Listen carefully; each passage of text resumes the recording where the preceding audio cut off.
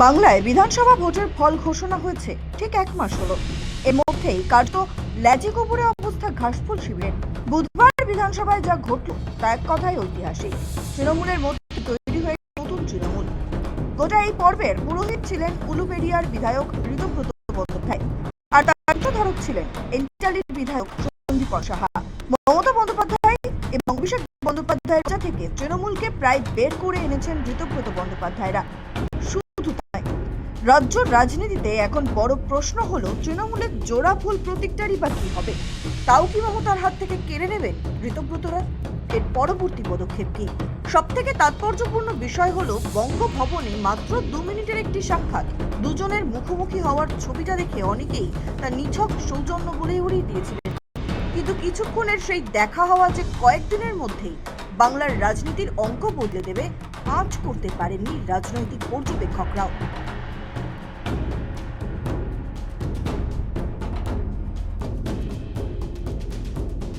মদন মিত্র সম্প্রতি বলেছিলেন, ঋতব্রত খায় না মাথায় মাখে।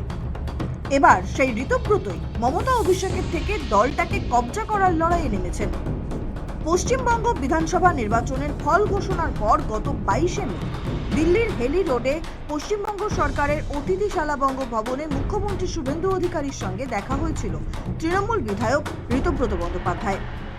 বঙ্গভবনের সেই স্বল্প সময়ের সাক্ষাতে মুখ্যমন্ত্রীকে ঋতব্রতের কাঁধে হাত রেখে কথা বলতে দেখা যায়। সেদিন থেকে তার দল বদলের জল্পনা শুরু হলেও ঋতব্রত তার নস্যাৎ করে দাবি করেছিলেন মুখ্যমন্ত্রীর সঙ্গে দেখা হওয়াটা সম্পূর্ণ আকস্মিক। কিন্তু মাত্র কয়েকদিনের ব্যবধানে সেই ঋতব্রত এবার রাজ্য রাজনীতির কেন্দ্রবিন্দু।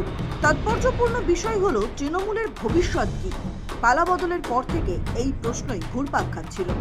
তবে প্রথম থেকেই নেতাকর্মীদের উপর ভরসা রেখেছিলেন সুপ্রিমো মমতা বন্দ্যোপাধ্যায়।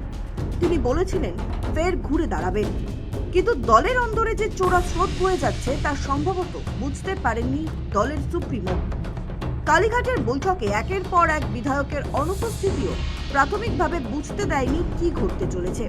বিরোধী দলনেতা হিসেবে শোভনদেব চট্টোপাধ্যায়ের নাম প্রস্তাব করা চিঠির সই নিয়ে বিতর্কই মুহূর্তে বদলে দেয় খেলা। সই কাণ্ডে মুখ খুলে বহিষ্কৃত হওয়ার পরই খেলায় সামিল হয়ে যান ঋতব্রত বন্দ্যোপাধ্যায় ও সন্দীপন সাহা। শক্তি প্রমাণে আসল তৃণমূল স্বীকৃতি পেতে বিদ্রোহীদের এক ছাতার তলায় আনতে মরিয়া হয়ে যান ঋতব্রত। কারণ বিধানসভায় আসল তৃণমূলের মর্যাদা পেতে নিয়ম অনুযায়ী প্রয়োজন জেতা আসনের 2/3 সম্মতি, অর্থাৎ 52 জন বিধায়কের প্রয়োজন ছিল ঋতব্রত।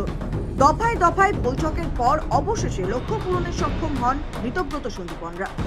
আর এবার তৃণমূলের অন্দরে নতুন ক্ষমতার সমীকরণ তৈরির মুখ হয়ে উঠে ঋতব্রত কার্যত চ্যালেঞ্জ ছুড়ে দিয়েছেন মমতা বন্দ্যোপাধ্যায়ের নেতৃত্বকে। একই সঙ্গে অভিষেক বন্দ্যোপাধ্যায়ের রাজনৈতিক কর্তৃত্ব নিয়েও প্রশ্নচিহ্ন তৈরি হয়েছে তার কথাবার্তায়। এখানে শুধু এমএলএ হোস্টেলে কি মুড়ি খেলেন নাকি না কলকাতার বিভিন্ন জায়গায় এরকম মুড়ি?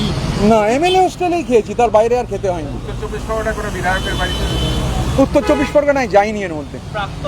ও হ্যাঁ, উত্তর 24 পরগনার রথিনদাকে দেখতে গেছিলাম। আগামীকাল তৃণমূল কংগ্রেসের সংখ্যাগরিষ্ঠ হাওড়া গ্রামীণের বিধায়ক নবান্নে মুখ্যমন্ত্রী শুভেন্দু অধিকারীর প্রশাসনিক মিটিংয়ে যোগ দেবে। কালকে কি বিধানসভা আসবে? তার আসার সম্ভাবনা আছে? নবান্ন যাওয়ার আগে আসতে পারি বা পরেও আসতে পারি।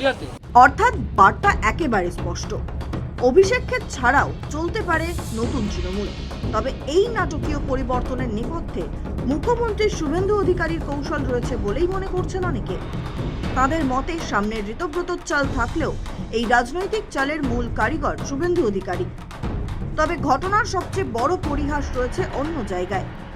যে ব্যক্তি আজ তৃণমূলের ভিত কাঁপানোর মুখ, তার রাজনৈতিক উত্থান বাম রাজনীতি থেকেই। প্রয়াত মুখ্যমন্ত্রী বুদ্ধদেব ভট্টাচার্যের ঘনিষ্ঠ বলয়ে পরিচিত ঋতব্রত একসময় এসএফআই এর সর্বভারতীয় সাধারণ সম্পাদক ছিলেন। 2013 সালে দিল্লিতে তৎকালীন অর্থমন্ত্রী অমিত মিত্রকে ঘিরে বিক্ষোভ ও হেনস্থা ঘটনায় নেতৃত্ব দেওয়ার অভিযোগ উঠেছিল তার বিরুদ্ধে। তারপর বহু রাজনৈতিক বাঁক, অনেক জল গড়িয়েছে গঙ্গা দিয়ে। সিপিএম থেকে বহিষ্কার, তৃণমূলে যোগ, রাজ্যসভার সাংসদ এবং পরে বিধায়ক, আর এখন তিনি বিধানসভার বিরোধী দলনেতা। দীর্ঘ রাজনৈতিক সফরের পরও অনেকেই বলেন চিন্তায় ও মননে ঋতব্রত আজও বামপন্থী। ফলে বাংলার রাজনৈতিক ইতিহাসের এক বিরল পরিহাসের সাক্ষী রাজ্য একদা বাম রাজনীতির পোস্টার বয় আজ মমতা বন্দ্যোপাধ্যায়ের তৃণমূলের সবচেয়ে বড় অস্বস্তির কারণ। আর সেই কারণেই বহু বাম সমর্থকের মুখে এখন চাপা তৃপ্তির হাসি। এবার প্রশ্ন উঠছে, তাহলে মহারাষ্ট্রের রাজনীতির মতোই হয়ে গেল বঙ্গ রাজনীতির তৃণমূলের অবস্থা? শরদ পাওয়ার, উদ্ধব ঠাকরের হাত থেকে চলে গিয়েছিল তাদের দলের রাশ, প্রতীকও হাতছাড়া হয়েছিল। তাহলে কি মমতা বন্দ্যোপাধ্যায়ের থেকেও হাতছাড়া হচ্ছে তৃণমূল কংগ্রেস? শুধু তাই নয়, তৃণমূল কংগ্রেসের প্রতীকও হাতছাড়া হতে পারে নেত্রী মমতা বন্দ্যোপাধ্যায়ের থেকে। অতীতে মহারাষ্ট্রের রাজনীতিতে এই ঘটনা ঘটেছে। এনসিপি ভাঙার কারণে শরদ পাওয়ারের থেকে ক্ষমতা চলে গিয়েছিল, শিবসেনাতেও ভাঙন হয়েছিল। বিধায়করা বেরিয়ে যাওয়ায় উদ্ধব ঠাকরের হাত থেকে দলের রাশ চলে গিয়েছিল, প্রতীকও হাতছাড়া হয়েছিল। সেই একই ঘটনা কি ঘটতে চলেছে তৃণমূলে? এর পরের বড় কৌতূহল হলো, এই বিক্ষুব্ধ গোষ্ঠী কি নিজেদের আসল তৃণমূল দাবি করে জাতীয় নির্বাচন কমিশনের দরজাতেও কড়া নাড়বে? ঘাসফুল চিহ্নের আসল মালিকানা কার থাকবে? মহানাটকের চিত্রনাট্য এখন কোন দিকে মোড় নেয়, তার উপরই নির্ভর করছে বাংলার রাজনীতি। রাজধর্ম আর সংখ্যার খেলায় শেষ পর্যন্ত কার জয় হয় তা সময় বলবে। ব্যুরো রিপোর্ট, সময় কলকাতা।